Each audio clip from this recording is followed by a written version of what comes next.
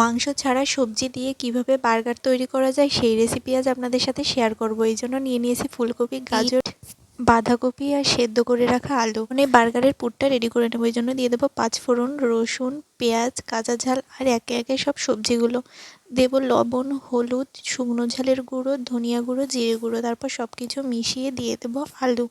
তারপর নামানোর আগে দিয়ে দেবো ধনিয়া পাতা কুচি আর গরম মশলা গুঁড়ো দিয়ে নামিয়ে নিলেই ভেজিটেবলের পুরটা রেডি হয়ে যাবে। এবার এখানে এরকম একটা চ্যাপ্টা শেপ করে নেব। এরপর কর্নফ্লাওয়ারের গোলায় ডুবিয়ে ব্রেড এর মধ্যে ভালো করে গড়িয়ে নেব। আপনারা এখানে চাইলে ডিপ ফ্রাই করে নিতে পারেন, কিন্তু আমি এখানে অল্প তেলে ভেজে নিয়েছি। তাহলে এখানে বার্গারের জন্য ভেজিটেবলের চপ তৈরি হয়ে যাবে। তারপর একটা ব্রেডের দুই পাশে টমেটো সস আর মেয়োনিজ মাখিয়ে পেঁয়াজ, টমেটো, তারপর ভেজিটেবলের চপটা ক্যাপসিকাম আর এখানে লেটুস পাতা দিয়ে সাজিয়ে নিলেই আমাদের ভেজিটেবল বার্গার তৈরি হয়ে যাবে।